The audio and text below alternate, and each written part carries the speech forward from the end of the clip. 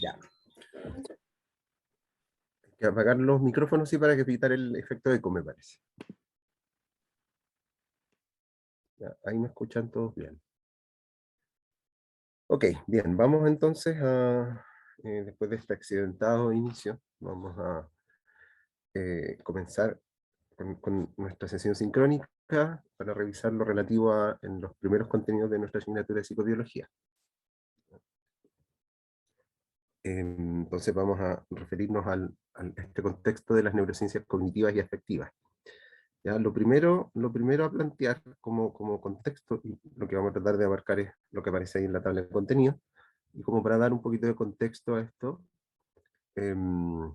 plantear que esto de las neurociencias cognitivas evidentemente es una derivación de las neurociencias en tanto rama interdisciplinar amplia, y el foco está puesto de la neurociencia cognitiva, el foco está puesto en poder ir relacionando los mecanismos de funcionamiento del sistema nervioso con los procesos mentales, es decir, y cómo estos en definitiva se manifiestan en la conducta. ¿Ya? Entonces son esas tres aristas, esas tres premisas las que constituyen, diríamos, ¿no es cierto?, el objeto de estudio de esto de las neurociencias cognitivas. ¿Ya? Por una parte, entonces, el funcionamiento del sistema nervioso central.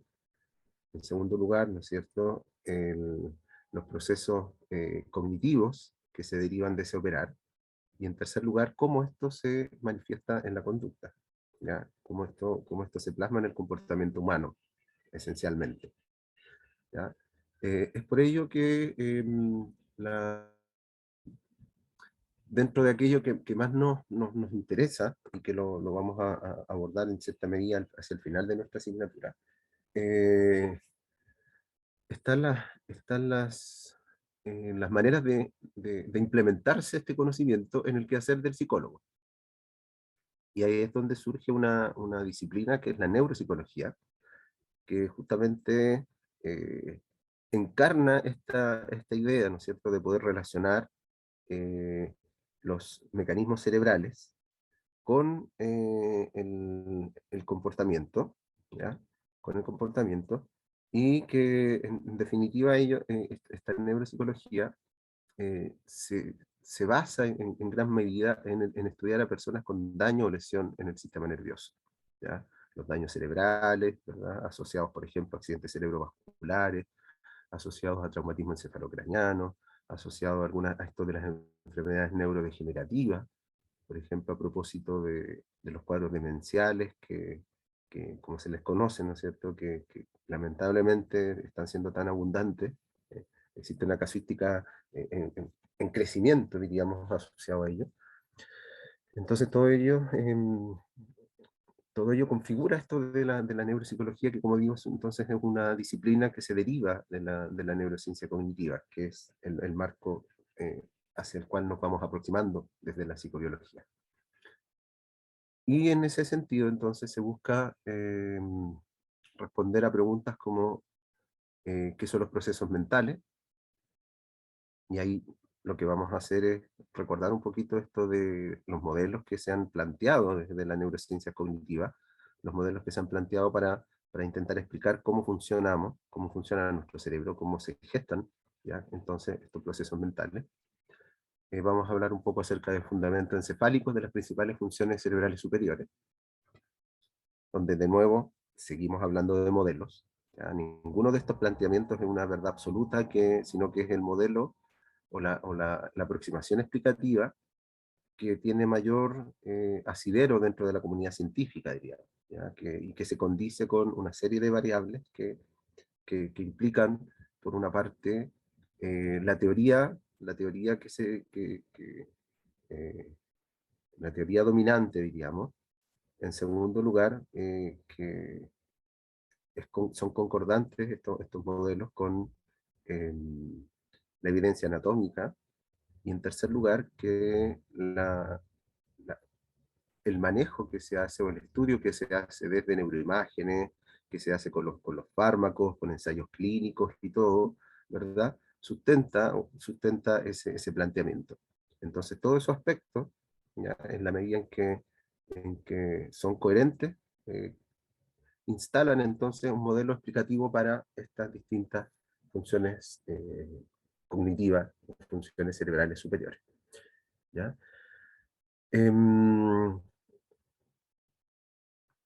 Estaba pensando mientras les contaba esto, estaba pensando como para un ordenamiento, para un mejor ordenamiento, eh, las preguntas dejar bloques para hacer preguntas. ¿Les parece? Yo creo que ahí no se nos van a acoplar el audio, estaba pensando como en la parte técnica, ¿ya? No se nos va a acoplar el audio y no nos vamos a entorpecer. Entonces, cada cierto rato yo voy a hacer una pausa para que vayamos abordando las preguntas. Ya, entonces, retomando, dentro de los fundamentos encefálicos de las principales funciones cerebrales superiores, entonces vamos a encontrar un conjunto de capacidades que hasta cierta medida también comportan diríamos, un consenso, un acuerdo. Es decir, este listado de hablar de atención, memoria, capacidades visoperceptivas y construccionales, capacidades de reconocimiento o gnosias, lenguaje, praxis y funciones ejecutivas, de igual forma responde a un consenso dentro de las neurociencias cognitivas, donde se plantea que estas vendrían a ser, ¿ya? Estas vendrían a ser las capacidades o funciones. No estoy avanzando. No he cambiado la diapositiva, estoy introduciendo nomás, ¿ya? Estoy todavía hablando de... eh, ya en cuarto punto, procesamiento emocional, y vamos a terminar con la cognición social. Si no nos vamos a basar, ¿ya? Eh, el espectro de diapositivas que vamos a ocupar no es tan amplio.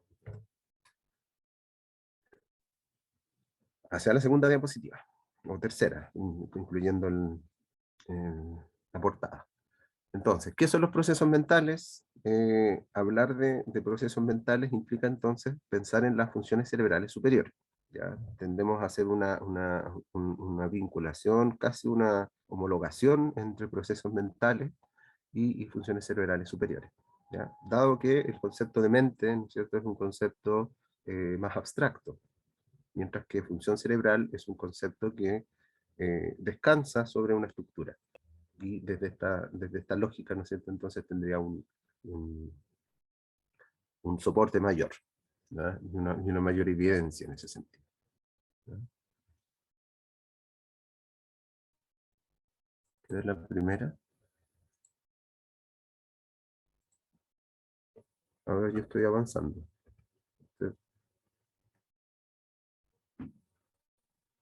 ¿No lo ven? ¿No ven los bloques funcionales del encéfalo? ¿Qué son los procesos mentales, los bloques funcionales del encéfalo? No, profesor.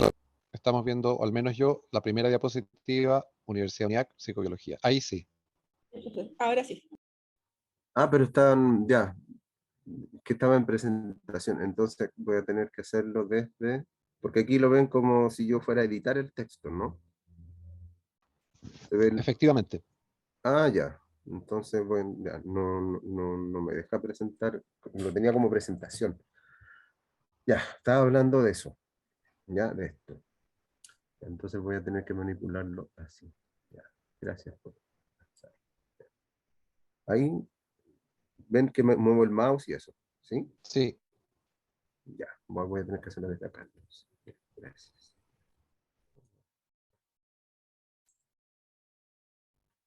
Entonces no puedo pasar a presentación. Ya. Entonces, lo que acaba de señalar en relación con todo este aspecto introductorio, entonces este listado es esto que le hablaba, ya que en el fondo de la tabla de contenido,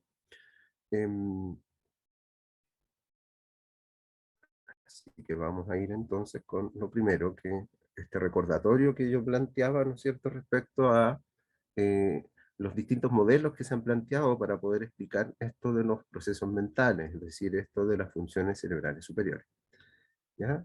Y ustedes en el elemento de neurociencia tienen que haber visto, ¿no es cierto?, esto de hacia el final de la asignatura, los planteamientos, por ejemplo, de Alexander Luria, ¿se acuerdan? El audio anda bien, así que pareciera, si surgen preguntas, háganla en el momento. Pareciera ser que no hay, como Eduardo me respondía recién, no va a haber interferencia, así que podemos hacer una cosa más intercalada. No es necesario esperar un momento para las preguntas, sino que pueden hacerla cuando surja. ¿Se acuerdan algo del modelo de Alexander Luria que hablaba de los 3 bloques funcionales? Que estaba hacia el final de elementos. ¿Se acuerdan algo de eso? Sí, profe. Sí, profe. Sí, ya, perfecto. Entonces, recordando un poco esto, Luria nos planteaba, ¿no es cierto?, que las funciones cerebrales y por lo tanto los procesos mentales eh, son, eh, son el resultado del operar de nuestro cerebro, pero no del operar localizado, ¿no es cierto?, sino que de un operar más distribuido. Entonces él acuña el concepto de sistemas funcionales. Él nos habla acerca de los sistemas funcionales sobre los que descansan entonces conjuntos de capacidades. ¿Ya? Él no se centró necesariamente en poder sistematizar cada una de estas capacidades, sino que planteó que existían una suerte de módulos que se encargaban, ¿no? Ya, un módulo amplio, ¿verdad?, que congregaba varias regiones cerebrales, y que, ese módulo, ese sistema, en definitiva, ese sistema funcional, ese bloque, que él también lo denominó, ese bloque permitía explicar aspectos generales para desde ahí poder derivar lo específico. ¿A qué me refiero con esto? Con un primer aspecto general, diríamos, es un primer bloque que se relacionaba, ¿no es cierto?, con los procesos de activación.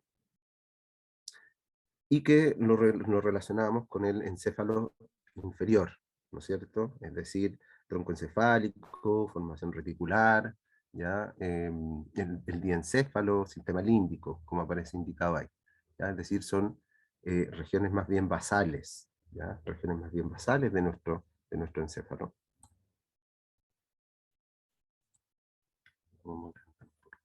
¿Ya?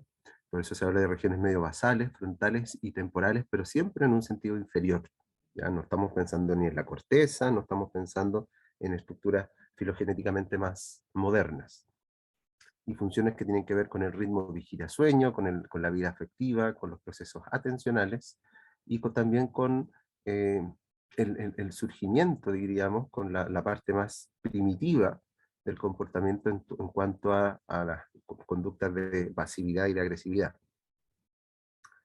¿A qué me refiero con esto? ¿No es cierto? Que no estamos pensando en el inhibir una conducta, no estamos pensando en la inhibición, por ejemplo, de un impulso, de un deseo de hacer algo, porque eso ya más bien sería algo mucho más elaborado, sería algo más complejo a lo cual referir, ¿no?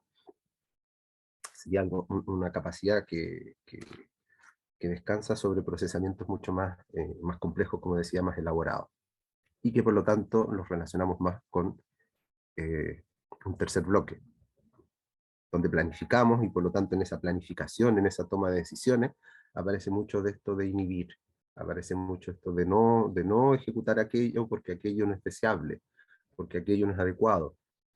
Es decir, mucho de esto de la cognición social como última temática que vamos tocando en esta primera unidad, mucho de la cognición social descansa sobre un tercer bloque, diríamos.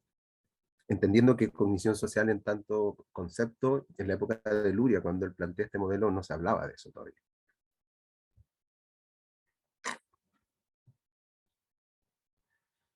Bueno, un segundo bloque, entonces, que estamos pensando en un encéfalo posterior, ¿ya? Un cerebro posterior, un encéfalo posterior, es decir, así como hablamos de un primer bloque, que quizás visualmente nos ayude más, un primer bloque, estamos pensando, ¿no es cierto?, en un nivel por acá, es decir, como aparecía recién señalado, toca ciertas áreas frontales profundas, ¿no es cierto?, inferiores, profundas, por dentro, no esta superficie que estamos observando ahora, sino que habría que hablar desde adentro. Profe, perdón, ese es el lóbulo occipital entonces. ¿Cuál? No, Perdón, esto es frontal, ¿ya? No, La pero persona está... el de al ¿Mm? lado, el de la segunda unidad de Luria. La segunda unidad es un cerebro posterior, ¿no es cierto?, que implica occipital, parietal y temporal, Ya, sí, eso. ¿ya? Habría que hacer una línea, ¿no es cierto?, más o menos como a este nivel, una línea a este nivel, para decir posterior, segundo bloque, anterior, tercer bloque, e inferior, primer bloque, ¿sí?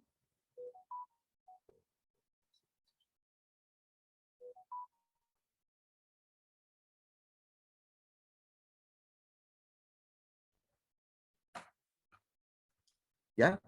Entonces, como les estaba diciendo, el primer bloque que aparece señalado, ¿no es cierto?, temporal, frontal, etcétera, pero siempre en un sentido basal, por abajo. En otras palabras, cuando se habla, por ejemplo, de este cerebro reptiliano, está ese cerebro reptiliano del que a algunos les gusta hacer referencia, eh, lo relacionamos esencialmente con este primer bloque, ¿ya? Es decir, procesos más primitivos. ¿Mm? ¿Ya? Me devuelvo al anterior. Entonces, un primer bloque relacionado con la activación. Entonces, todos estos procesos a la base, para que recordemos, ¿no es cierto? Todos estos procesos a la base tendrán que ver con el activarnos.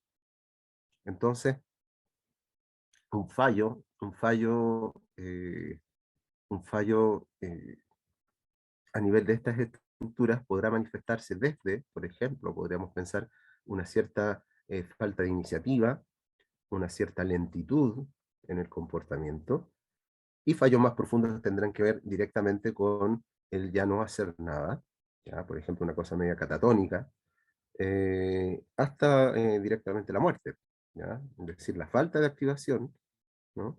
La falta de activación, la falta de input que generen un hacer, un comportarse, puede derivar efectivamente en la muerte. O sea, si lo llevamos eso a una escala o a un terreno mucho más clínico, por ejemplo, estas depresiones profundas, ¿no es cierto?, donde la persona entra en una catatonia, es considerado una situación muy grave, gravísima, al punto que los manejos en esa línea pueden ir desde, o pueden ir hasta, mejor dicho, pueden ir hasta terapias muy invasivas, ¿ya? Terapéuticas muy invasivas, como la terapia electroconvulsiva.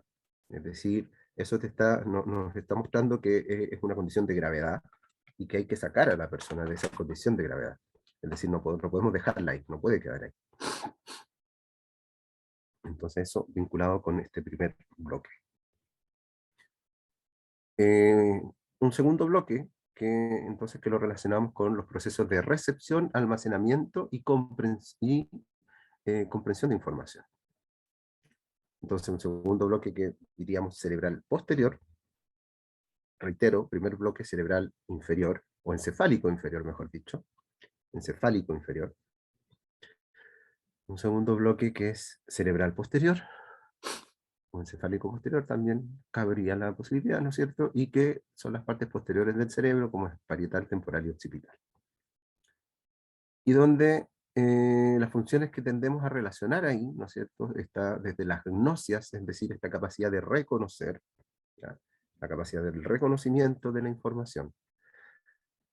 Eso nosotros, nuestras capacidades gnósticas, permanentemente las estamos utilizando. Y eso tiene directa relación con el conocimiento, ¿ya? Con el conocimiento, con el manejo de información. Yo, por ejemplo, una persona con una agnosia, es decir, con una falla a nivel de esta capacidad de reconocimiento, podría fracasar al momento de preguntarle, ¿no es cierto?, de preguntarle o pedirle que me pasara tal cosa, entendiendo que esa persona no tiene un problema auditivo, ¿no es cierto?, no tiene un problema para captar las señales auditivas, que sería algo a separar, ¿no es cierto?, a discriminar. Entonces yo le pido, por ejemplo, ¿me podrías alcanzar esa botella? Y que la persona con cierta perplejidad me mire, ¿no es cierto?, y al final me pase un lápiz que había ahí al lado. Y en el fondo porque falló en la capacidad del reconocimiento, en este caso un reconocimiento visual, una agnosia visual. ¿Ya? No puede reconocer ciertos estímulos, no puede reconocer estímulos desde la vía sensoperceptiva visual. Entonces, capacidades para reconocer, ¿ya? Las capacidades de reconocimiento que permanentemente, dadas nuestras distintas modalidades sensoriales, las estamos utilizando, ¿no es cierto? Cuando yo ocupo algo, también uno está ocupando sus capacidades de reconocimiento, ¿no es cierto? Es decir, si yo necesito hacer tal cosa, necesito hacer X actividad y escojo correctamente lo que voy a ocupar, la herramienta, el instrumento apropiado para esa actividad, estoy también poniendo en acción mis capacidades gnósicas. Lo que dice relación con la comprensión del lenguaje, los aspectos comprensivos, y aquí podemos ir trazando ciertas líneas argumentales que nos pueden ir haciendo sentido desde esta mirada inicialmente general para poder ir a lo particular. ¿Por qué comprensión del lenguaje y no emisión del lenguaje? Porque estamos pensando, ¿no es cierto?, en un cerebro posterior. Y el cerebro posterior, en líneas súper gruesas, súper generales, como insisto en esta idea como de estas ideitas, de estas ideas que puedan ordenándonos en esta exploración, en esta mirada, el cerebro posterior por excelencia es un cerebro, ¿no es cierto?, sensorial. Porque sabemos que el cerebro anterior es un cerebro motor. Por lo tanto, si estuviéramos pensando en aspectos, eh, aspectos vinculados a la fluencia del lenguaje, a la emisión del lenguaje, ¿no es cierto?, a la entrega de un mensaje, al comunicar algo, al hacer, en definitiva, debiésemos pensar más en un cerebro anterior. Y por lo tanto no respondería a este segundo, a la idea o a este planteamiento de un segundo bloque funcional. Entonces, dado que estamos situados en un cerebro que por excelencia es un cerebro sensorial, entonces si lo pensamos desde la lógica si lo pensamos desde esta lógica de los aspectos comprensivos, estamos pensando más en una recepción, y por lo tanto en la dimensión sensitiva o sensorial, o sensoperceptiva también podríamos decir. Ya estamos pensando en una idea como de las aferencias, versus lo motor, que es la idea desde las eferencias, desde aquello que sale. ¿Ya? También lo relacionamos, este segundo aspecto, es decir, este segundo bloque funcional, con el concepto del esquema corporal, orientación espacial, los aspectos vinculados al cálculo numérico y a las memorias. En definitiva, todos aspectos que de una u otra forma nos remiten a esta idea del ascenso perceptivo, ¿ya? A esta idea del procesar aquellas aferencias, aquella información que está llegando a mí. ¿Ya? Y desde este movimiento que trato de graficar en términos de aferente, es decir, aquello ascendente, aquello que viene, versus lo eferente, aquello que sale, aquello descendente en cierta forma, ¿ya? Como mnemotecnia tal vez, como terminología que nos puede servir también al respecto. Esto eferente es por excelencia relacionado con un tercer bloque. ¿Mm?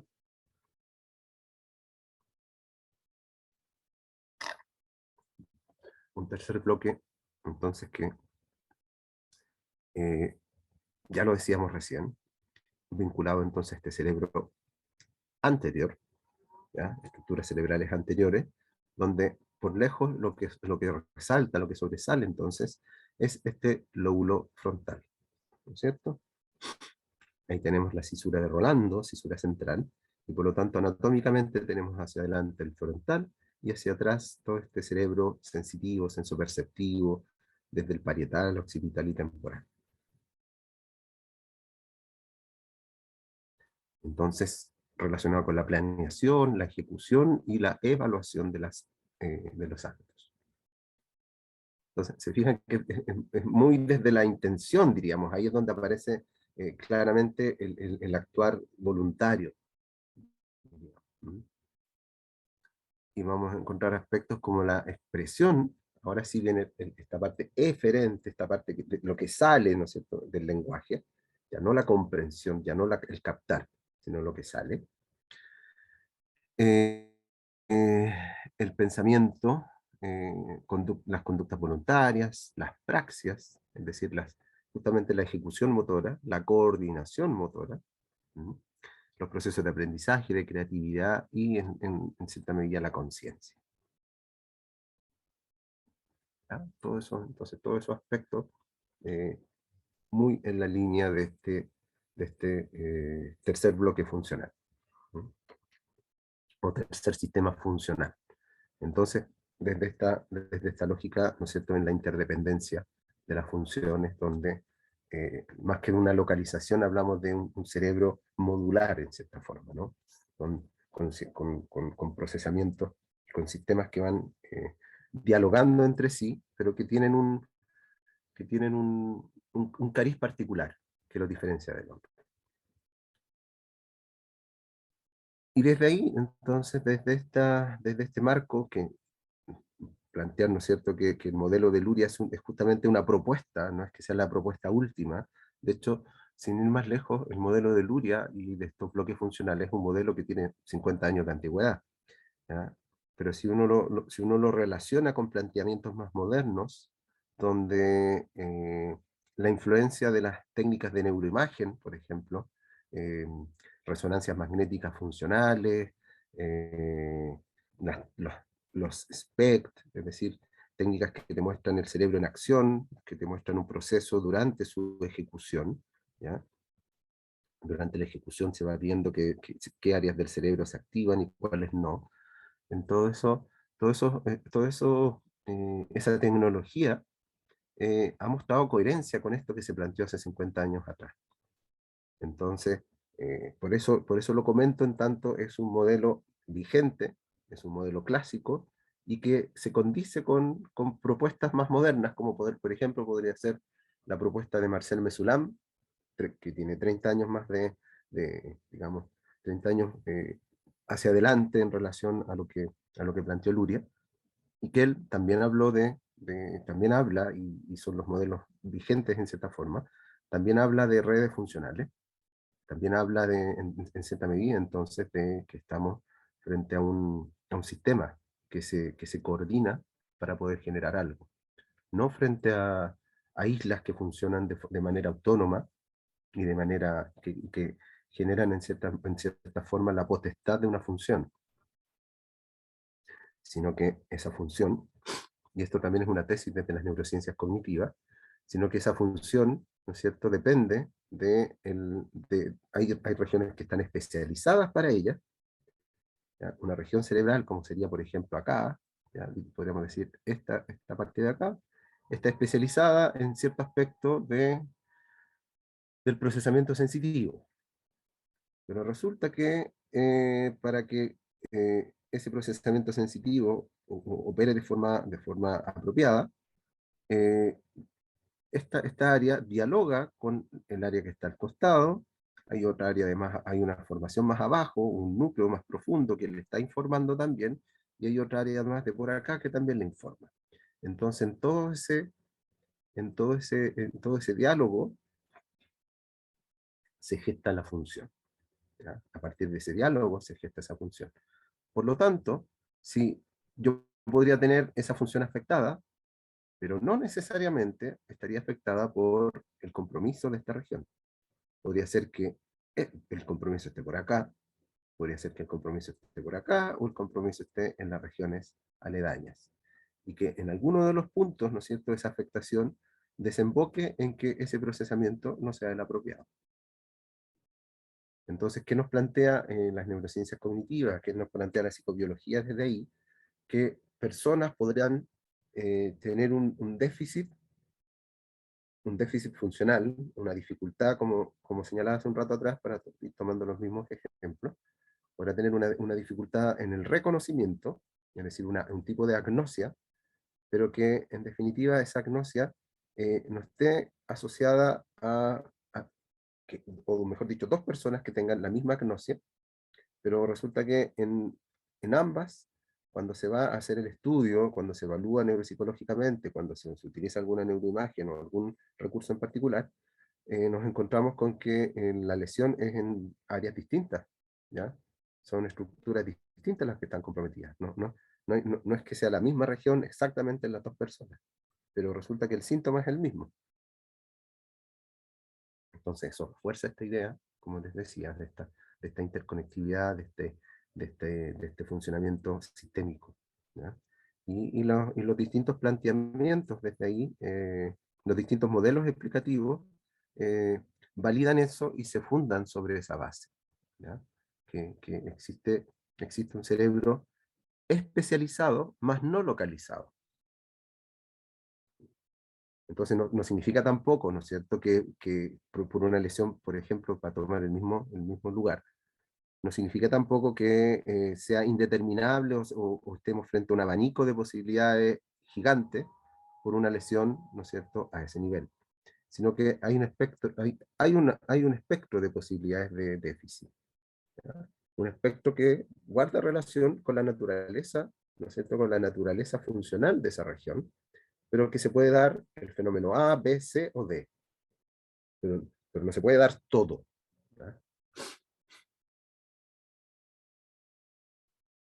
Profesor, Dígame, espéreme un cachito, que acá hay un, a ver, para cuando se corte, dice. ¿Ya? Sí, dígame. sí, lo que pasa es que mi Zoom se bajó a no premium, parece que me olvidé de pagarlo, así que nos vamos a quedar afuera en 3 minutos, así que Volvemos les acabo de mandar un nuevo link para que lo copien y partimos en otra sala.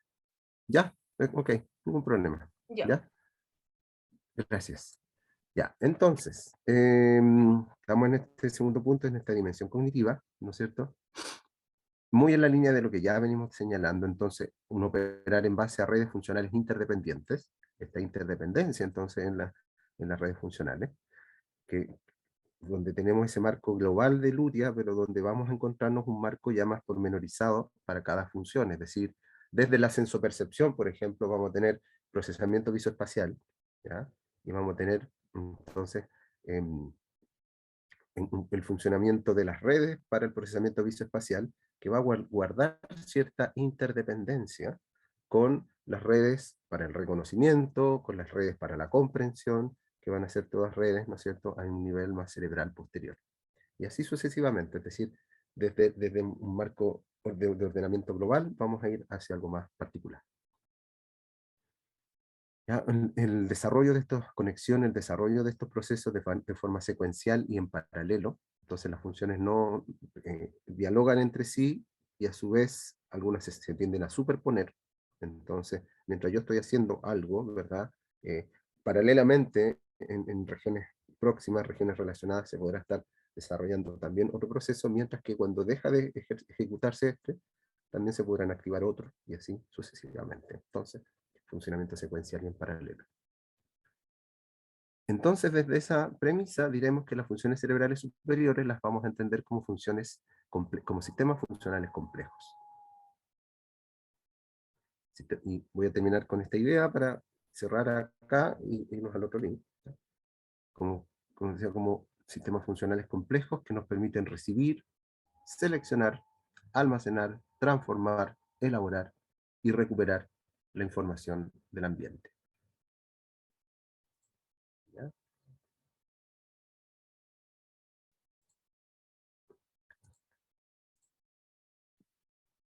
Super profe, nos pasamos al otro, ¿no? Sí, eso estoy marcando, sí. Vámonos Ya. al otro. Perfecto. Nos vamos de acá, salimos de acá. Sí. Sí, y Listo. ahí se puede compartir. Ya. Entonces estamos acá. Ya, bien. Habíamos quedado entonces en esto de... La Susana tiene el micrófono abierto, si lo puede apagar. Ya. Habíamos quedado entonces en esto último que señalaba entonces que estos sistemas funcionales complejos nos van a permitir, como decíamos, recibir, seleccionar, almacenar, transformar, elaborar y recuperar esta información del ambiente, y eso, ¿no es cierto?, se va a traducir en estas conductas, y esas conductas entonces son las que nosotros podemos analizar. ¿Ya? Entonces, en base al análisis conductual, vamos correlacionando operar cerebral con aquellas conductas que se van montando.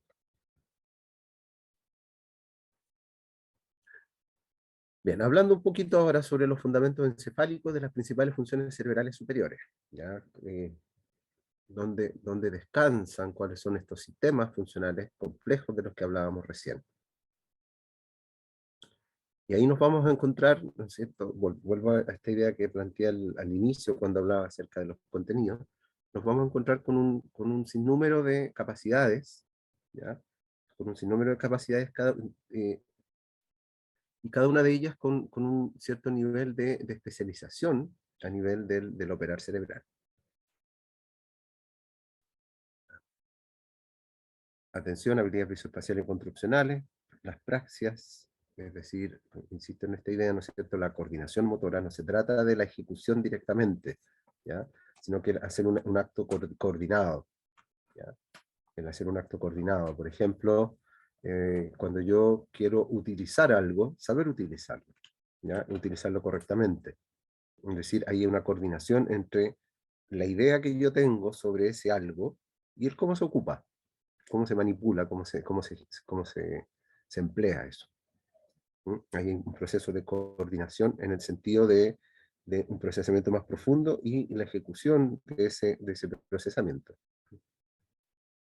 Por eso, así como hace un rato atrás hablaba de las agnosias, como esta falla para reconocer, cuando hablamos de las apraxias, hablamos de este fallo en la coordinación.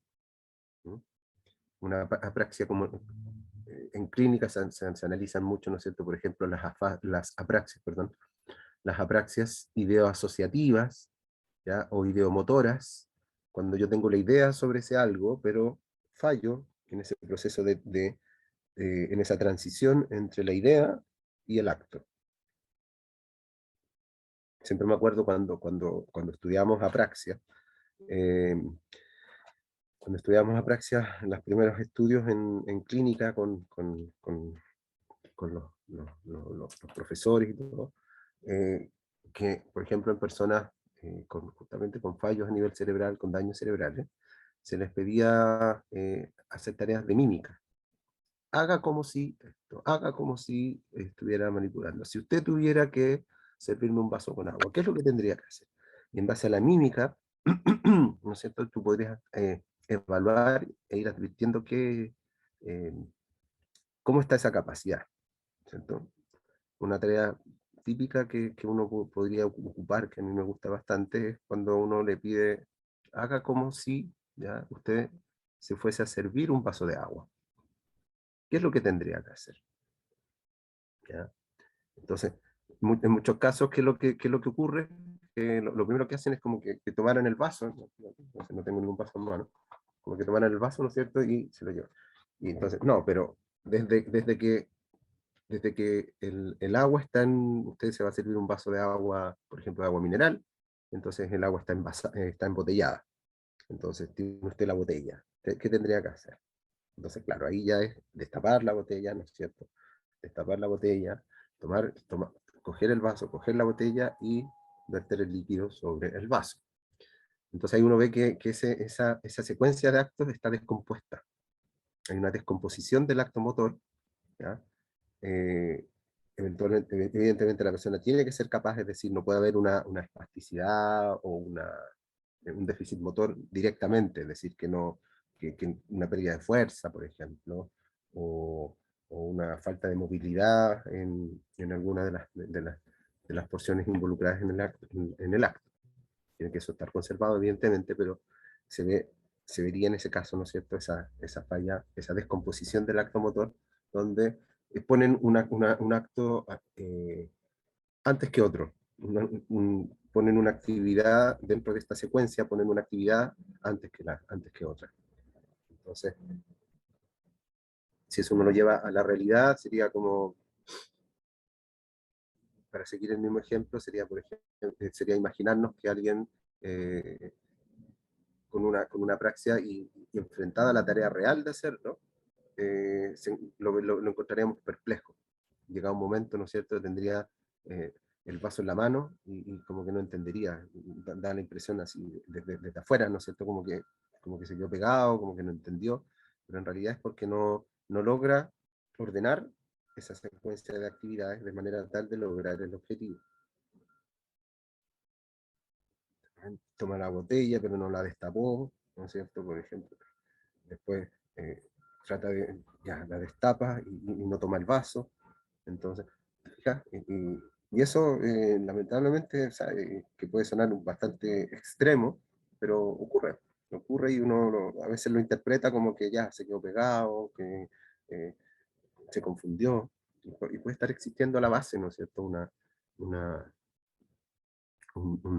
una función cerebral superior, en este caso lo relacionado con las praxias, una función cerebral superior que esté viéndose dañada.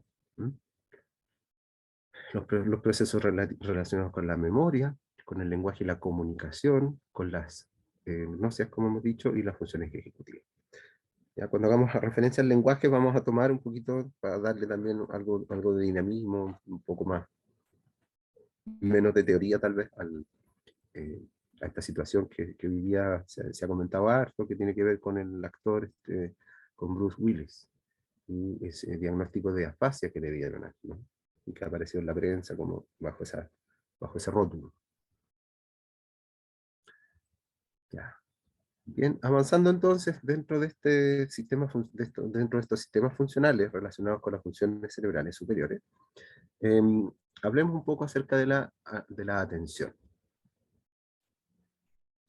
Y para llegar a un modelo como este modelo de Posner y Petersen del año 92, se recorrió un camino, ¿no es cierto?, donde coexistieron distintos planteamientos, y hoy en día uno de los modelos que tiende a, que se ha instalado como dominante, como diríamos, es este modelo de Posner y Petersen para explicarnos la atención.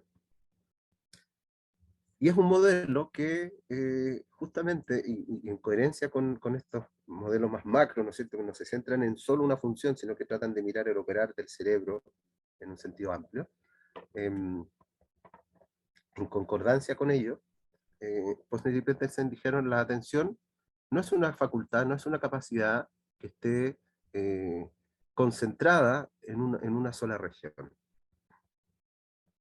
sino que es una capacidad que es bastante distribuida, que está bastante distribuida, y que independientemente de las sistematizaciones que se propongan, porque probablemente todos habrán escuchado hablar de atención sostenida, dicen algunos, ¿ya? Atención dividida, atención alterna, atención selectiva, distintos tipos de atenciones. De hecho, el síndrome de déficit atencional, hoy día sabemos, ¿no es cierto?, que no es una entidad, no es una entidad, no es una enfermedad, diríamos, ¿no? Una entidad nosológica, no es una entidad única. ¿Ya? No es única en el sentido que existen distintos tipos de déficit atencional. Y no me estoy refiriendo necesariamente a que están los con hiperactividad y los sin hiperactividad. Me estoy refiriendo a que propiamente el síndrome de déficit atencional tiene distintas variantes. Y eso nos refleja esto que trato de comunicar, en el sentido que estamos entonces frente a una facultad, frente a una capacidad que descansa sobre el diálogo de distintas regiones cerebrales. Donde ocurre esto que señalaba hace un rato atrás, un procesamiento que puede ser secuencial y también en paralelo. ¿A qué me refiero con esto? Y aquí, de nuevo, nos puede hacer sentido esta idea de Posner perdón, de Luria, este modelo macro de Luria, donde desde la neuroanatomía de la atención se habla, y si ustedes recuerdan los contenidos de esta primera unidad, ¿no es cierto?, se habla de una atención, de un sistema de la alerta, un primer sistema vinculado con el alerta, es decir, con la vigilancia. ¿Ya? Es decir, mi atención todavía no está no está orientada hacia algo, no ha sido secuestrada por algo, ¿ya? Es decir, ¿a qué me refiero con secuestrada? ¿No es cierto? Yo, por ejemplo, estoy en la vía pública y de repente ustedes están en la vía pública, ¿no es cierto? Van camino a su trabajo, ¿ya? Están caminando hacia su trabajo y de repente sienten gritos. ¿Qué es lo que va a pasar de seguro, ¿no? En la gran mayoría de nosotros? ¿Qué va a pasar? Que nuestra atención va a ser secuestrada por ese evento. Es decir, vamos a estar un rato, por unos minutos, y dependerá de lo que veamos, ¿no es cierto? Pero vamos a estar atentos hacia allá. Vamos a estar, nuestra atención se fue para allá, ¿ya? Diríamos en ese caso que este sistema de la alerta o del arousal, ¿ya? Este sistema atencional del alerta o del arousal, que viene a ser la atención más primitiva, ¿no es cierto?, más básica, nos permitiría estar receptivos, pero aún, es decir, voy en la vía pública y voy, como se dice coloquialmente, voy con mis 5 sentidos, ¿ya? No ando volando, ¿no es cierto?, no ando pensando en pajaritos, no ando en otra, ni ando mirando el celular tampoco, ¿no es cierto?, sino que estoy ahí con mis 5 sentidos. Sistema de la alerta o de la arousal. Y que lo vinculamos, clásicamente, lo vinculamos con estructuras, con lo que Luria denominó este primer bloque, ¿no es cierto?, es decir, con estructuras cerebrales inferiores, y particularmente con una formación que identificamos a nivel del espesor, por así llamar, del tronco encefálico, y que la denominamos la formación reticular, o el sistema reticular, mejor dicho, ¿ya? Dentro del sistema reticular, que es el que vinculamos con, y aquí habría que ser un poquito más amplio, ¿ya? Dentro de esto que denominamos sistema reticular, encontramos una estructura anatómica que se llama formación reticular, ¿ya? Que en el fondo es un manojo de fibras que van entrelazadas y que unas suben, otras bajan y que están a este nivel. Es decir, que vinculan estructuras superiores con estructuras inferiores.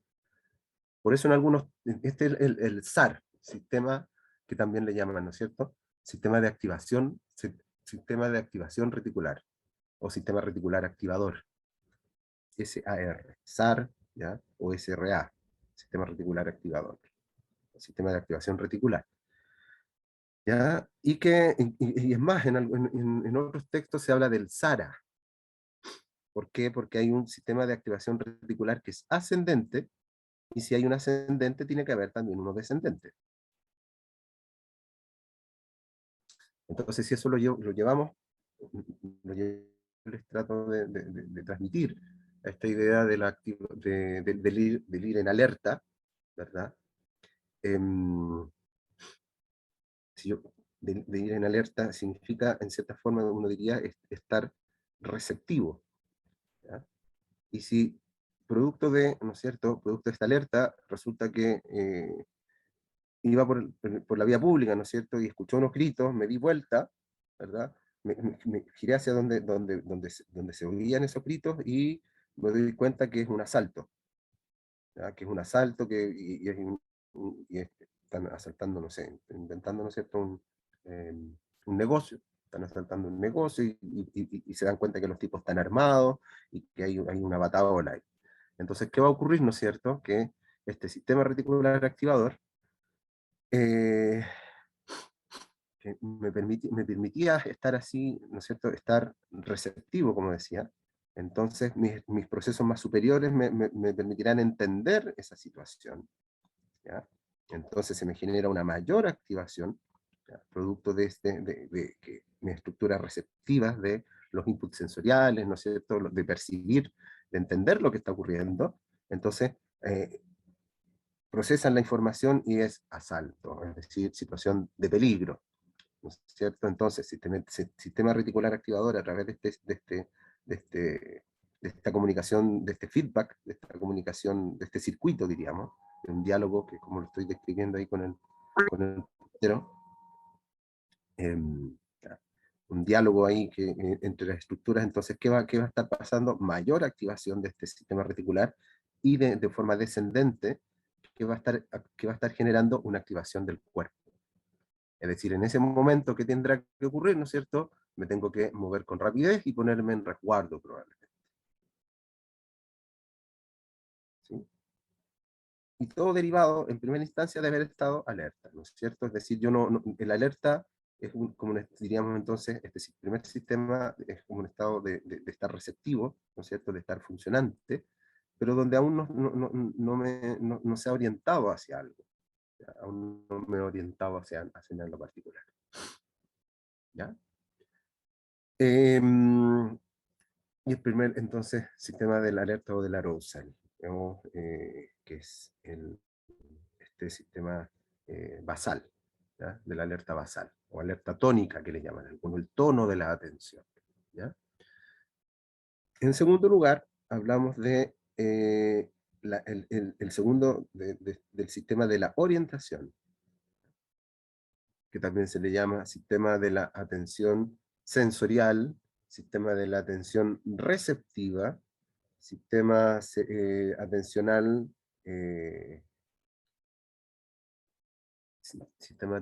sistema atencional cerebral posterior, que en fondo nos vincula con esto del orientarnos hacia, ¿ya? Y que tiene que ver entonces con con pasar de la alerta, ¿no es cierto?, de esta receptividad, pasar a focalizarnos en algo, ¿ya? Yo me focalizo, me oriento hacia algo. En este caso, ¿no es cierto?, el estímulo auditivo de los gritos determinó que yo, de la alerta, ¿no es cierto?, del estar disponible como para, pasase a orientar mi atención hacia ese espacio. Entonces, por ejemplo, lo que estaba pasando en la calle, a lo mejor yo estaba llegando a la esquina, los autos que están pasando, la luz del semáforo, el tránsito de las personas, todo eso dejó de ser un estímulo al cual yo atender, ¿verdad? Porque mi atención se orientó hacia esto otro que estaba ocurriendo. Sistema de la orientación, ¿ya? Entonces, que lo relacionamos, como decía, con estructuras cerebrales posteriores, ¿ya? Las cortezas sensitivas, sensoriales posteriores, ¿ya? Que me orientan entonces en términos de la atención, ¿ya? Y en tercer lugar, hablamos de un sistema atencional anterior, cuando se habla de la atención ejecutiva, de la atención activa, o del control atencional también, sistema relacionado con el control atencional, ¿ya? Que son estructuras más anteriores, ¿ya? Que las relacionamos con estructuras anteriores de nuestro cerebro, y que nos permitirán entonces, por ejemplo, ser selectivos en términos de la atención, ¿ya? No distraernos con cualquier cosa, el poder concentrarnos, ¿ya? El poder concentrarnos en algo, y eso va en directa relación con, uno podría pensarlo en lenguaje simple, con entender que eso es importante y por lo tanto tengo que mantenerme en eso. Eso es relevante, por lo tanto tengo que mantenerme en eso. Desde el control atencional uno podría pensar el hecho de, para retomar este ejemplo que se me ocurría, estoy observando esa situación de los gritos, me orienté hacia allá, ¿no es cierto? Y empecé a entender lo que estaba pasando. Y para poder entender lo que estaba pasando tuve que atender, ¿no es cierto?, atender a distintos fenómenos que pude advertir al mirar esa situación, ¿ya? Es decir, por ejemplo, siendo un poquito extremo tal vez, pero una persona con dificultades a nivel del control atencional, ¿no es cierto?, enfrentaba una situación de ese tipo, a lo mejor, y con dificultades significativas, ¿no? ¿Ya? Dificultades importantes, ¿sí? Con un fallo importante, problemático, diríamos, en términos de eso. Podría ser que está enfocado hacia allá, pero alguien tocó la bocina y atendí hacia las bocinas que estaban sonando en la calle que estaba frente mía, ¿ya? O dos personas pasaron conversando y también me fui para allá. Es decir, no logré ejercer un control atencional, ¿ya? Y por lo tanto no logré procesar profundamente o con certeza la situación que en primera instancia llamó mi atención. Y eso llevado a escala un poco más habitual, tal vez. Bueno, podríamos decir también que, dado que son las cortezas más anteriores, son aquellas que maduran más tardíamente. Son aquellas que maduran más tardíamente durante la evolución y por lo tanto, y por eso es que se habla más recurrentemente en niños con déficit atencional, ¿no es cierto? Y efectivamente el niño va aprendiendo a madurar su atención y uno lo vincula muy directamente con el hecho que el niño aprende a controlar su atención, a saber, a mantener, a concentrarse, etcétera, a mantener su atención. Entonces, Posner y Petersen no hablan de un sistema entonces atencional anterior, uno posterior y uno inferior. Profesor, Dígame. ¿la atención está relacionada con un aprendizaje social también?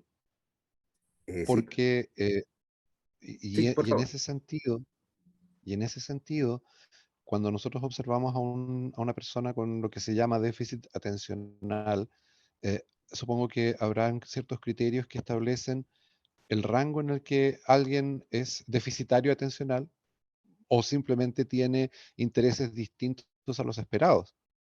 O sea, no sé si me explico Sí, en la observación. perfecto. Y efectivamente, ahí, por ejemplo, para poder discriminar eso que tú bien señalas, es que se podrán utilizar pruebas donde podremos, independientemente de los intereses, de las facilidades, también uno podría decir, ¿no es cierto?, de los talentos que uno puede traer. Entonces, si alguien tiene talento para algo, entonces tiende a desarrollar de una forma más profunda, más elaborada, una determinada área del saber, del conocer, del percibir. Podríamos pensarlo, ¿no es cierto?, como te decía, en términos de alguna prueba, de alguna tarea, donde ver si la persona logra, bueno, hay una prueba que es súper útil en ese sentido. eh, Partamos de la base, igual cuando corresponda también lo voy a enfatizar, partamos de la base que sacar conclusiones con una pura prueba no es muy serio, no es muy apropiado. Hay que tratar de enfrentar, justamente para discriminar situaciones como la que tú comentas, hay que tratar de enfrentar a la persona a esa capacidad desde distintas miradas, desde distintos ángulos, para poder objetivar efectivamente si es por un déficit de la capacidad netamente, o es porque no le interesaba, es porque nunca lo practicó, es porque por otra razón, ¿ya? Poder discriminar. Y como te decía, hay una prueba que se fundamenta sobre un efecto que describieron.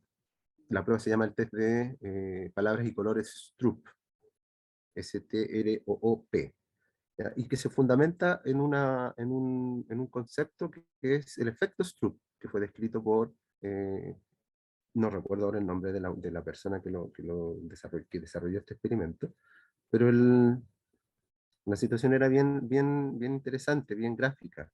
¿Qué pasaba? Desarrollaron, por así llamarlo, un desafío, podríamos decir ahora como una tarea así como un desafío intelectual, donde a la persona lo exponían frente a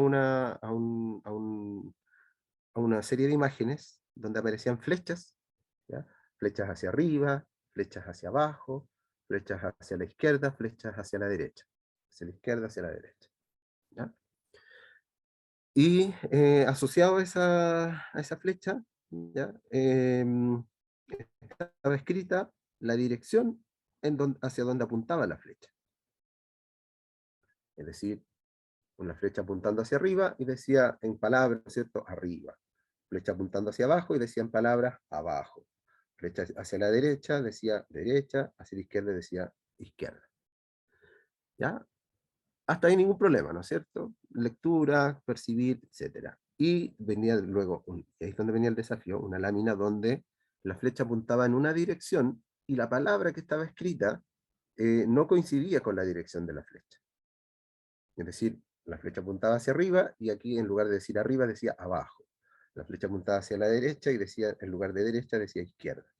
Y la persona que tenía que hacer, así como en la anterior lámina tenía que ir diciendo hacia dónde apuntaba la flecha, que coincidía la palabra, en este caso que había una incongruencia, la persona tenía que decir en la dirección que apuntaba la flecha, no lo que estaba escrito.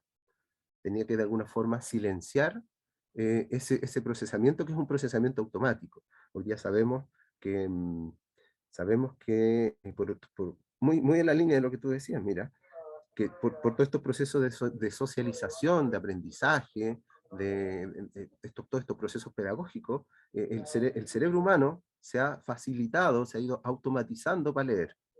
O sea, si lo pensamos a escala vivencial real de cada uno de nosotros, probablemente, vamos por la calle y no nos proponemos ir leyendo los letreros, pero si hay un letrero, por ejemplo, vamos en la carretera, ¿no es cierto? Y más aún si vamos de copiloto, a lo mejor yo voy mirando hacia adelante y conversando, pero está el letrero de Ambrosoli, ¿no es cierto? Y yo leí Ambrosoli, ¿ya?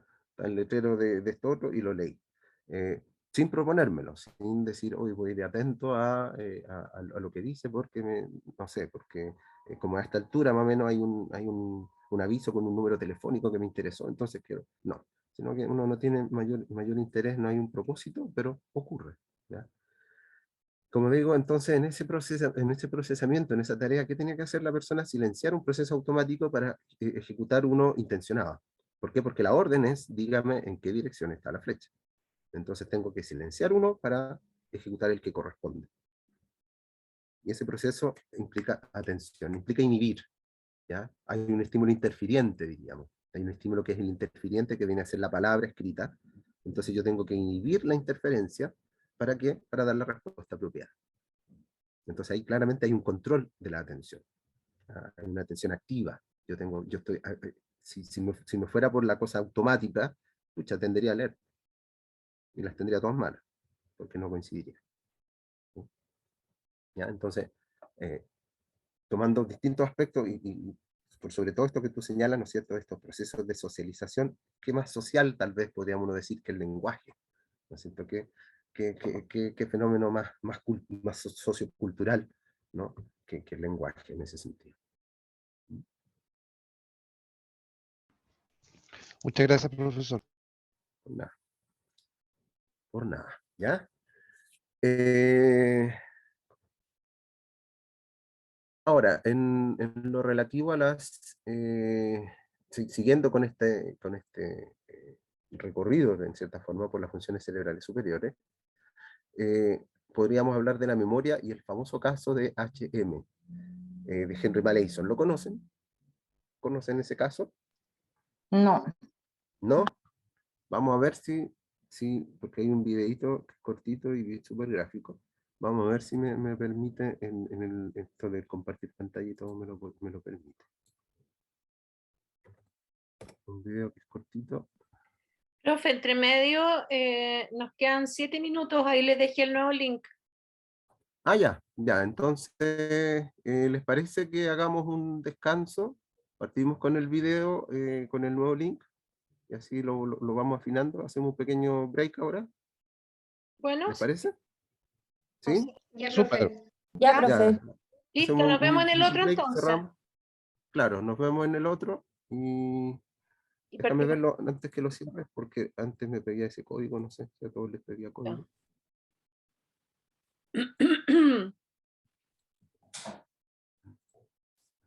Ahí se ve. Ya, ahí está el nuevo link.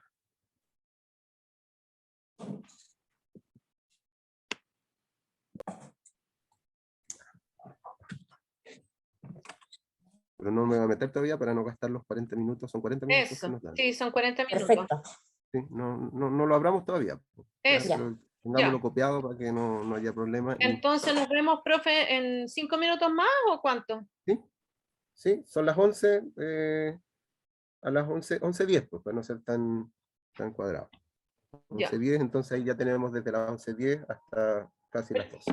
Ya, súper. Ya. Nos vemos entonces. Chao. Nos Nos vemos. vemos. Ya, chao. Mm.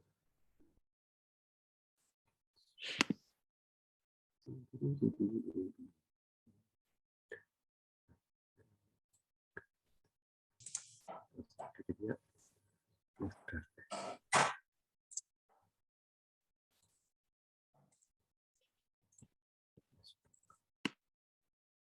Profesor, Dígame. mientras estábamos en la pausa me surgió una pregunta en relación al tema de la atención que estábamos viendo hace un rato. Ujú. Cuando una persona relaciona atención y entretención, la parte de la entretención, ¿en qué parte del cerebro está? Porque muchas veces ocurre que los estudiantes dicen, no estoy prestando atención porque la clase está aburrida, no me entretengo. Entonces, y si la clase está entretenida, presto atención. ¿Qué áreas del cerebro estarían trabajando ahí? Ahí estaríamos hablando del sistema límbico, la motivación. La entretención la podríamos relacionar con la motivación. ¿Ya? Estoy entretenido, estoy motivado. Y si la clase me tiene entretenido, me tiene motivado, en definitiva está movilizando ciertas emociones, ciertas respuestas placenteras en mí. Y por eso me mantengo atento a. Muchas gracias. Ujú. Ya, entonces.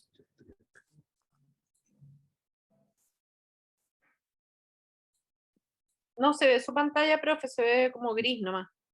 Ya, déjenme ver. Ya, si no resulta, trato de compartir después por la plataforma y lo ven con calma cada uno en su. Ya, Si no, si quiere, póngame el link en el chat y lo reproduzco yo desde acá. Es que está el video, no tengo el link. Ah, ya.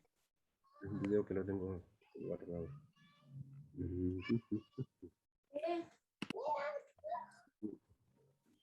Ah, sí lo traje. On September 1st, ¿Y ahí se ve algo? Sí, profe. ¿Sí? Ya. ¿Y ahí se sigue viendo? Sí, ¿Y el mouse profe. Sí, se ve entero que estoy moviendo lo ven? sí. Ya. también. Ya, porque lo que pasaba en el otro parece que se pegaba. En este caso no se ha pegado. Así que deberían poder ver. Ya, vamos a.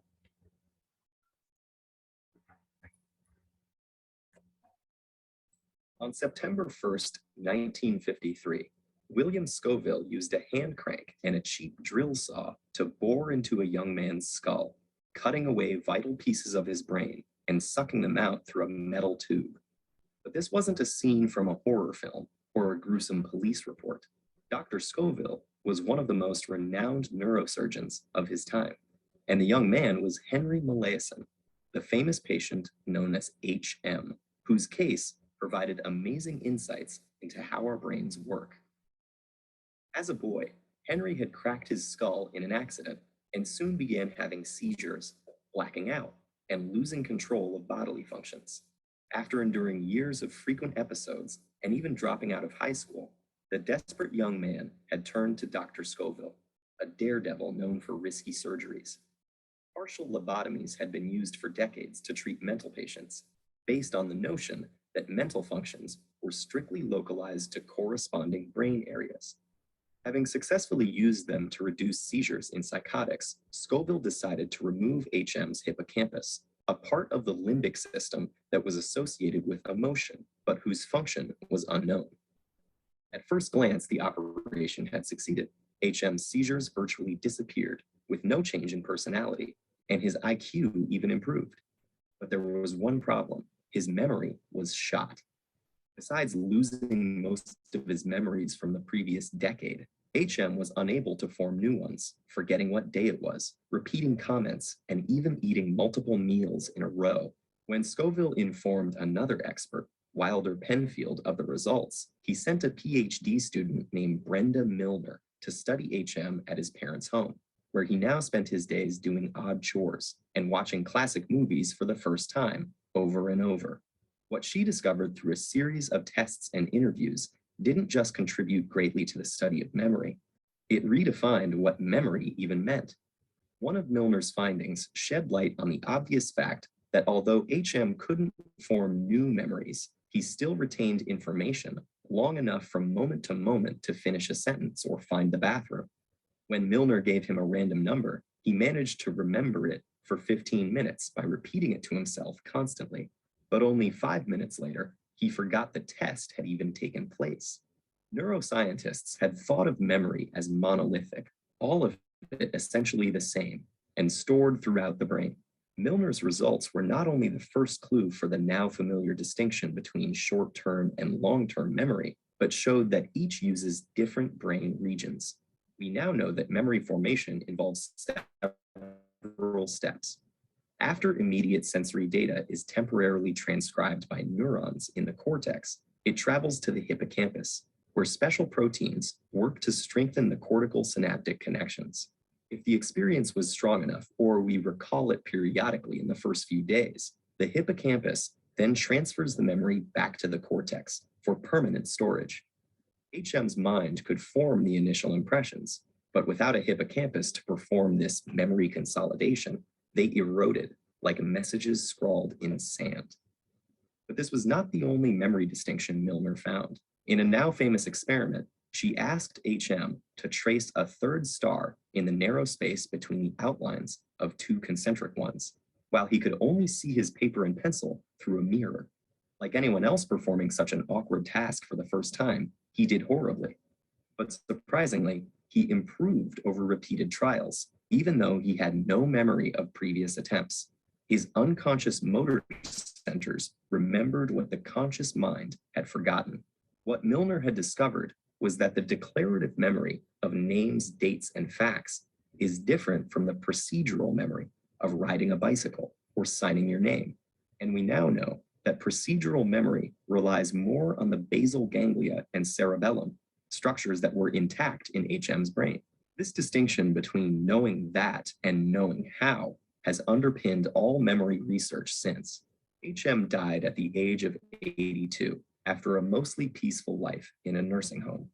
Over the years, he had been examined by more than 100 neuroscientists, making his the most studied mind in history. Upon his death, his brain was preserved and scanned before being cut into over 2,000 individual slices and photographed to form a digital map down to the level of individual neurons.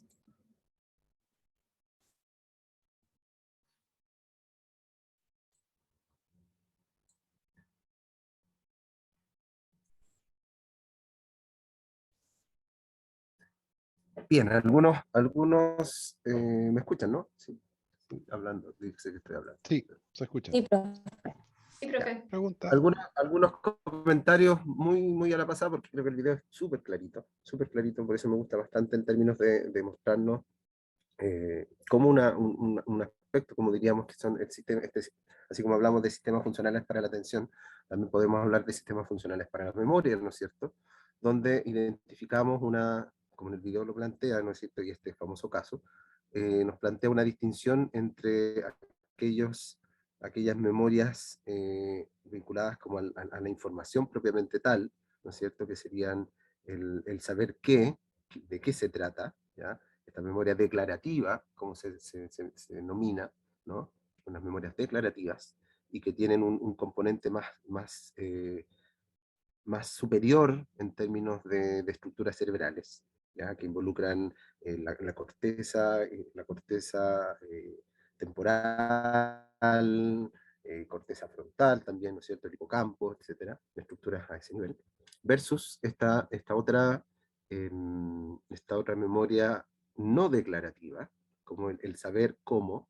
En el fondo yo no tengo que referir lo que sé, que yo sé que es esto, no sé, yo sé que esto significa, esta palabra significa aquello, yo sé quién fue tal persona, yo sé cómo se hace tal o cual cosa, yo te cuento cómo se hace, sino el hacer, no sé, el saber cómo, que se refiere a lo procedimental, esta con memoria procedural, ¿no es cierto?, esta memoria no declarativa, y que se vincula con estructuras más profundas, como ahí dice, ¿no es cierto?, los núcleos de la base, cerebelo, y estructuras en la línea, ¿no es cierto?, del diencéfalo y de la base del cerebro. Entonces, esa creo que a las claras nos refleja también como un aspecto que tiene que ver con las memorias, ¿no es cierto? También es una capacidad que no está localizada, ¿no es cierto?, sino que está distribuida por una serie de áreas especializadas en esto. ¿Mm? Entonces, y creo que ese movimiento que hacen con esa especie de gusano es súper orientador en relación con cómo van ocurriendo este aprendizaje, a propósito de lo que planteaba Eduardo hace un ratito, me parece. Cómo van sucediendo este tema de los aprendizajes, y él hablaba, ¿no es cierto?, de un aprendizaje entretenido, que los cabros estén entretenidos y aprenden más rápido o aprenden mejor, prestan más atención. Donde diríamos que en primera instancia, ¿no es cierto?, la información accede a estructuras más superficiales, decía ahí, ¿no es cierto?, el gusano primero se ponía a nivel de áreas corticales, luego este gusano bajaba, ¿no es cierto?, el gusano es como símil del contenido, a la información, bajaba a nivel del hipocampo, a propósito de una temática que tocaremos también ahora, el hipocampo, que es considerado parte del sistema límbico, ¿ya? Estructura integral del sistema límbico, entonces donde podríamos decir está el contenido, ese contenido, pero a propósito de lo que le respondía a Eduardo hace un rato atrás, me parece que Eduardo fue quien preguntó, este hipocampo, parte del sistema límbico, dialoga de una forma muy rica, de una forma muy cercana, es decir, establece sinapsis muy íntimas, con núcleos muy importantes a ese nivel profundo, como es el complejo amigdalino, o la amígdala cerebral, ¿ya? Y que sabemos que tiene mucha relación, ¿no es cierto?, con el tono emocional, ¿ya? Con el experimentar emociones y particularmente el miedo, ¿ya? Particularmente la emocionalidad, la emoción del miedo, la relacionamos muy claramente con una activación a nivel del complejo amigdalino. De hecho, hay experimentos, ¿no es cierto?, con animales donde se ha extirpado este complejo amigdalino, se ha extirpado la amígdala cerebral, y hay experimentos descritos en la literatura donde se habla, por ejemplo, de un gato que no tiene miedo, ya gatos que han sido, se les ha extirpado esto, y son animales o especies que no muestran miedo, ¿no? No muestran miedo frente a una situación que es claramente aversiva, como sería enfrentarse a un predador, o una ratita, ¿no es cierto?, que no tenga miedo, y que se enfrenta, ¿no es cierto?, al gato y como que le da lo mismo, diría uno.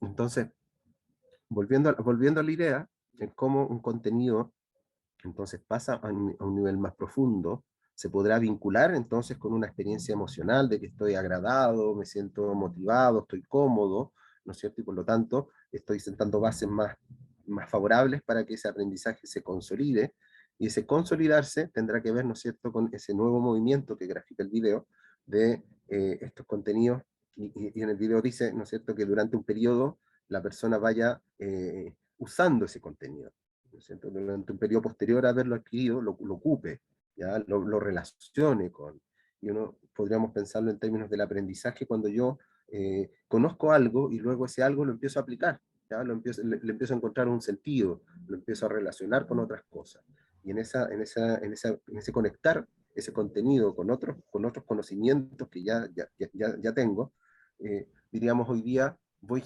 generando huellas a nivel cerebral, a nivel neuronal, a nivel de las conexiones, voy generando múltiples huellas, de manera tal que existen distintas vías de acceso para ese mismo contenido.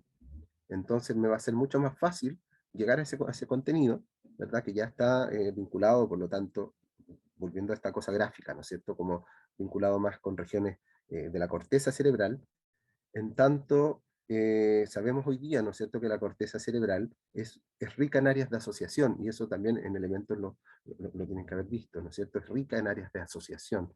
Entonces, yo puedo se me puede activar un área de asociación de estímulos visuales, ¿ya?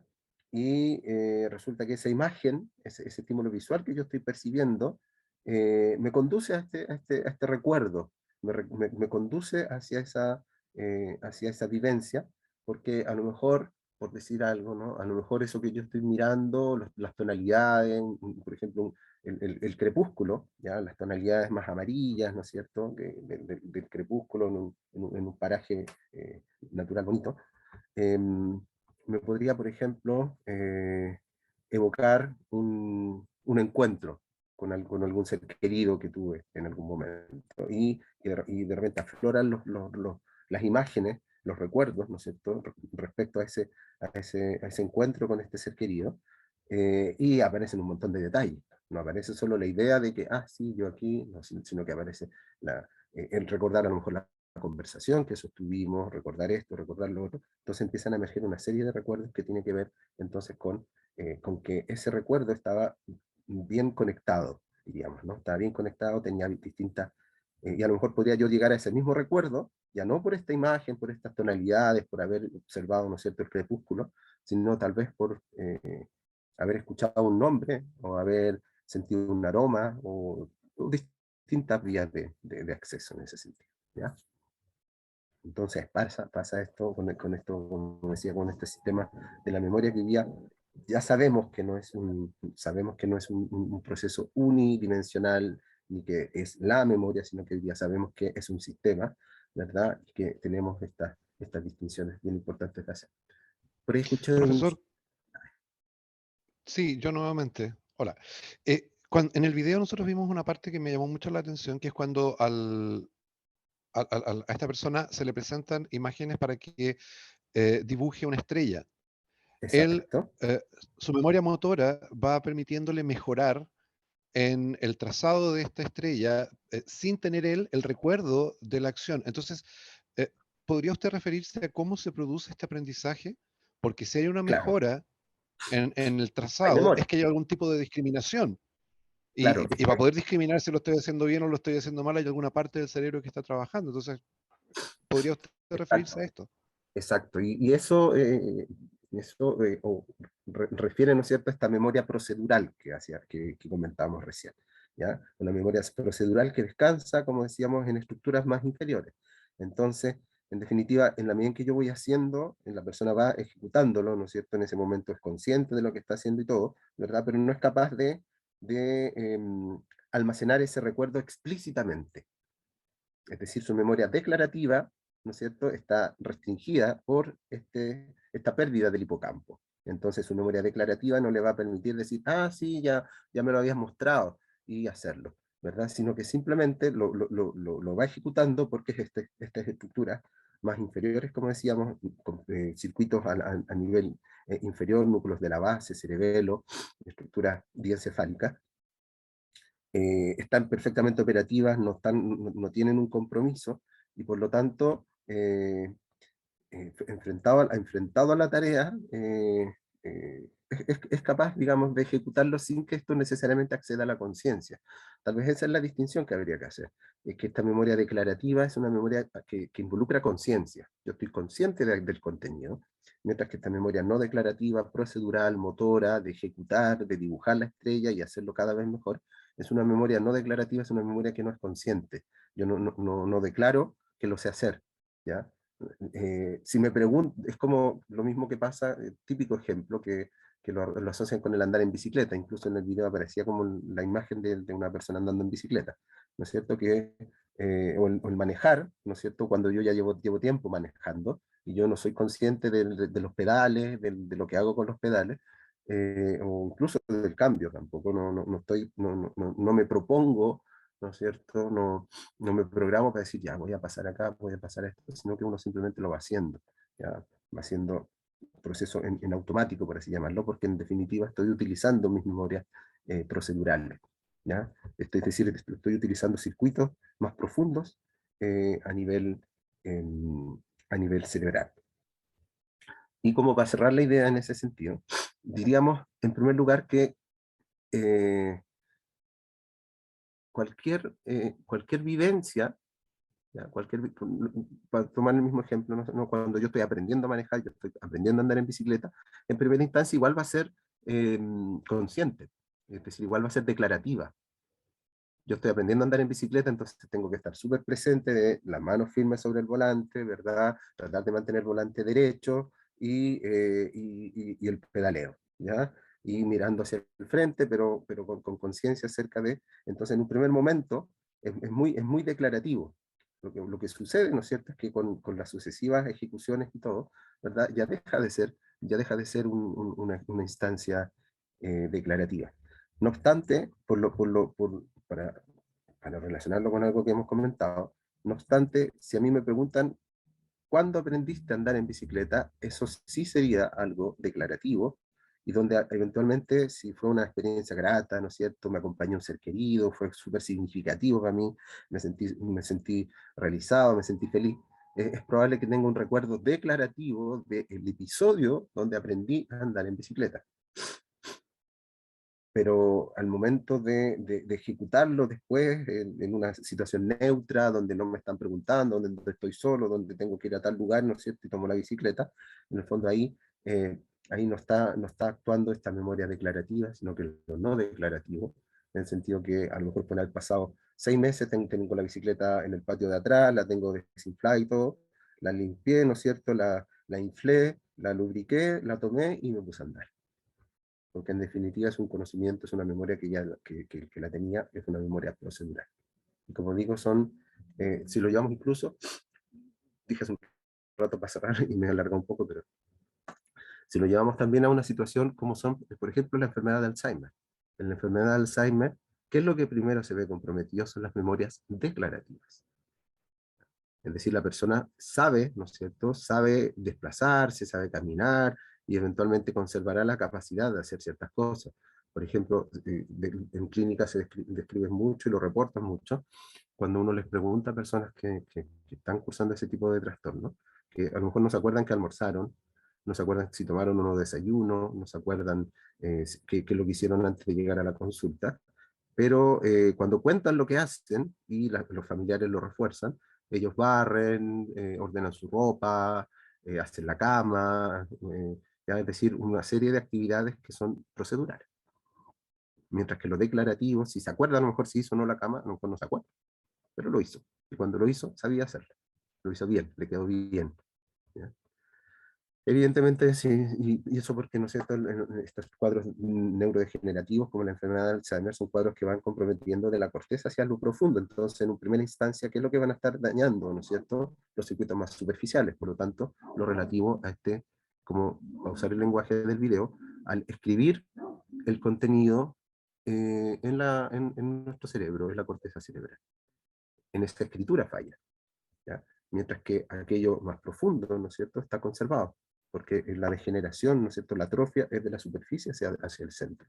Cuando uno tiene la posibilidad de ver neuroimágenes o resonancia magnética o TAC, ¿no es cierto?, o imágenes funcionales del cerebro, ve que la corteza cerebral está atrófica. Se ve el cerebro más chiquitito, porque se ha ido perdiendo esa facultad. ¿Ya? Ya. Y no sé cuánto tiempo nos queda, pero a ver. Deben quedar como 15 minutos, espero. Y nos Eh, quedan 12, profe. ya, gracias. Ya. Vamos entonces con el lenguaje. Y aquí tomémonos del caso del Bruce Willis, que está como un poquito vigente. En relación al sistema funcional del lenguaje, identificamos esencialmente dos áreas clave, ¿ya? Dos áreas claves para poder hablar del lenguaje.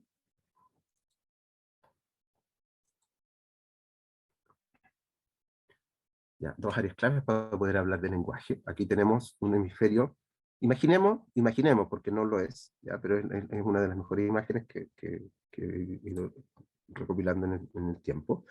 Imaginemos que este es el hemisferio izquierdo. Primera consideración, se plantea que el hemisferio dominante para el lenguaje es el hemisferio izquierdo.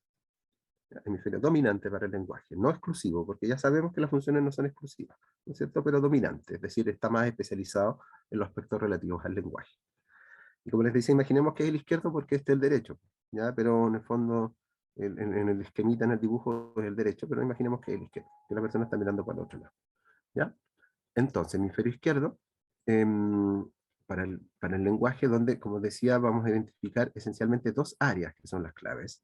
Por una parte tenemos el área de Broca, que si seguimos este trazado, seguimos la imagen de la cisura central o de Rolando, sabemos entonces que estamos frente al lóbulo frontal, entonces es un área dentro del lóbulo frontal. Es una corteza que se denomina de tipo premotor. ¿Ya? De premotor, porque tenemos la motora primaria, y por delante tenemos la corteza motora suplementaria y premotora. Después viene el prefrontal, que es la parte más anterior y es la parte evolutivamente más desarrollada, ¿ya? Lo que tiene que ver con el juicio, toma de decisiones, que tiene que ver con el inhibir conductas, etc. ¿Ya? La mayor parte del lóbulo frontal es prefrontal, que es esta corteza más noble. Pero aquí estamos justo por detrás de lo prefrontal. Estamos en esta área de Broca, entonces un área premotora. ¿Ya? Y por otro lado tenemos, a nivel del temporal, tenemos un área que se denomina el área de Wernicke, o Wernicke, que le dicen algunos, ¿ya? El área de Wernicke. Entonces, que son entonces las dos principales, y los distintos modelos de lenguaje y de afasia que se han elaborado, coinciden todos y se fundamentan todos en esta premisa, que tenemos dos áreas que son fundamentales en relación con el lenguaje. una que es un área premotora y que por lo tanto tiene que ver con la emisión del lenguaje, que es Broca, y un área más posterior, ¿no es cierto?, temporal superior, diríamos, temporal superior, que tiene que ver con la comprensión, con la recepción del lenguaje, y que es esta área de Wernicke. Entonces, cuando se plantea la neuroanatomía a la base del lenguaje, se dice que son áreas perisilvianas del hemisferio cerebral izquierdo, que es la base del lenguaje, ¿ya? No la exclusividad, insisto, pero la base del lenguaje se relaciona con áreas perisilvianas. ¿Qué significa perisilviana? Alrededor de la cisura de Silvio. Y aquí tenemos la cisura de Silvio. Áreas perisilvianas porque tenemos entonces Broca, tenemos Wernicke, ¿ya? Que están entonces identificadas en el hemisferio izquierdo, hemisferio cerebral izquierdo, alrededor de la cisura de Silvio. Y además de eso, ya son 5, así como hablábamos de la atención y mencionábamos 3 sistemas funcionales para la atención, ¿ya? Y en la memoria nos referimos a 2, ¿no es cierto?, a 2 dimensiones clave, declarativo, no declarativo, procedural y más explícita, ¿ya? En el caso del lenguaje, hablaremos de 5 regiones, de 5 estructuras en definitiva. 2 de ellas, estas 2 regiones a las que hemos hecho referencia. Área de Broca, área de Wernicke como el fundamento. Hay, en tercer lugar, un fascículo que se llama, es decir, un haz de fibras, un manojo de fibras. Es decir, si estuviéramos fuera del cerebro, diríamos un nervio. Pero como estamos en el cerebro, no es un nervio, ¿ya? Si estuviéramos fuera del cerebro y estuviéramos hablando del sistema nervioso periférico, sería un nervio, ¿ya? Para que se hagan la idea. En este caso no hablamos de nervio, sino que es un fascículo, ¿ya? Pero en el fondo es estructuralmente un manojo de fibras, es decir, un manojo de axones, que conecta justamente Broca con Wernicke. Y eso se llama el fascículo arqueado o fascículo arcuato, ¿ya? Fascículo arqueado, fascículo arcuato. Y, que es tercera estructura, Broca-Wernicke, fascículo arqueado. Y hay 2, por eso esta imagen me sirve, porque no hay muchas imágenes que lo muestren, por eso yo selecciono esta imagen. Y hay 2 giros que están acá presentes, que están hacia el final de la cisura de Silvio, que es el supramarginal y el giro angular. Giro supramarginal y giro angular. Estas 5 estructuras, entonces, son la base de esto que entendemos por esta capacidad del lenguaje a nivel cerebral. ¿Sí?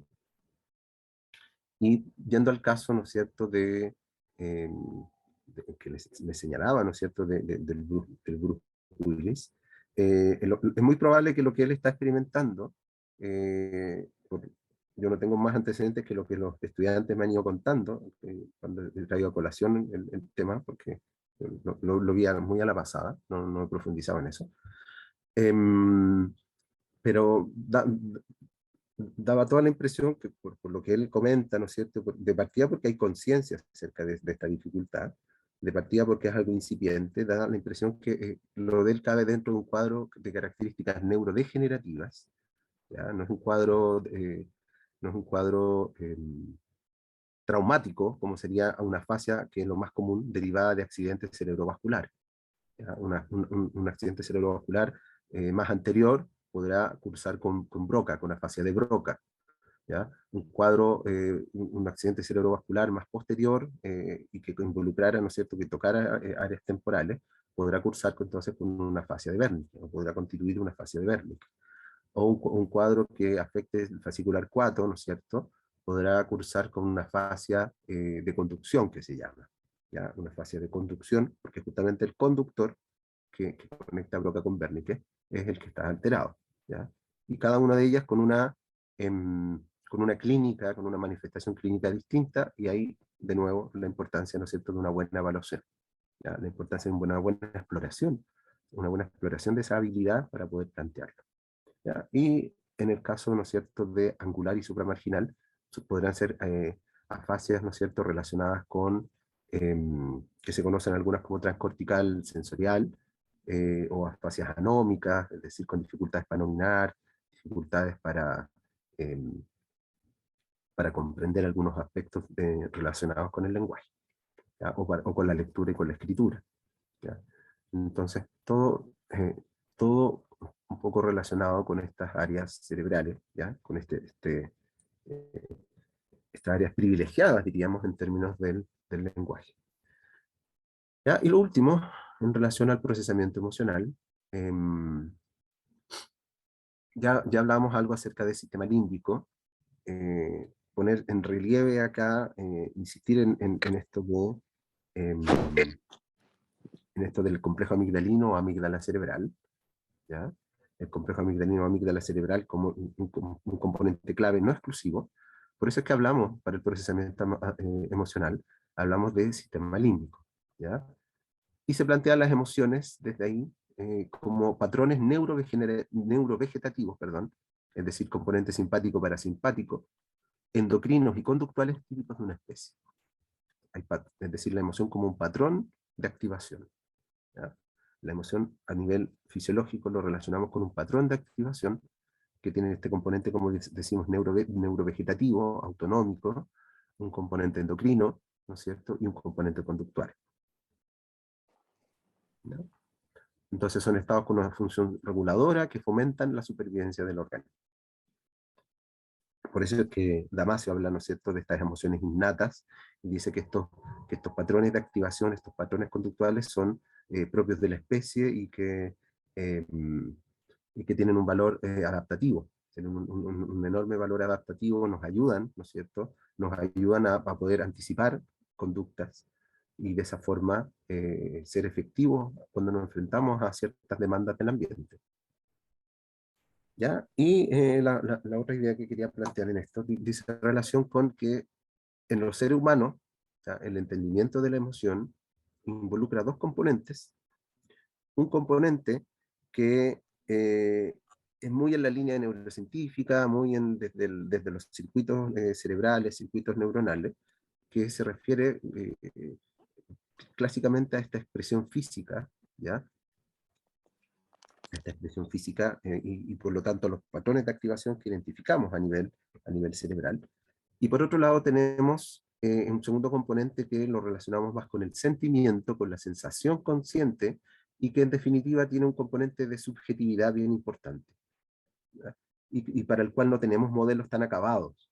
Ya tenemos modelos que nos permiten entender, nos permiten abordar esta dimensión más de la expresión física, ¿ya? Esta sensación consciente, hay una serie de elementos, de aristas que los modelos vigentes, digamos, no alcanzan aún a poder abarcarlo con certeza, con certidumbre, ¿ya? Y el último aspecto, me está pillando el tiempo, el último aspecto en relación con esto, como decía, a lo que quería hacer referencia, como les comentaba, de este sistema límbico, donde planteamos que además de este circuito de Papez, ya vamos a incluir y precisar, se incluye y precisa bajo la concepción de sistema límbico, el rol de la corteza frontal, ¿ya? Y áreas particulares de la corteza frontal, como viene a ser la parte orbital y medial, ¿ya? Corteza prefrontal, la orbitofrontal y la corteza medial, ¿ya? Prefrontal medial y orbitofrontal. Núcleos de la base, una parte del tálamo que es este núcleo medio dorsal, la amígdala cerebral, por lejos lo más importante, y probablemente lo que más nos tiene que quedar claro en relación con el sistema límbico, que es algo que Papez no lo consideró, y el planteamiento de circuito de Papez es un planteamiento más antiguo, ¿ya? Es un planteamiento más antiguo de Profesor, disculpe que lo interrumpa, quedan menos de un minuto, se va a cortar en cualquier momento, y queríamos recordarle que el otro fin de semana tenemos clase presencial. Ya, perfecto, gracias. ¿Ya? Bueno, y cerrando entonces, como decía, amígdala cerebral, está el hipocampo, con ciertas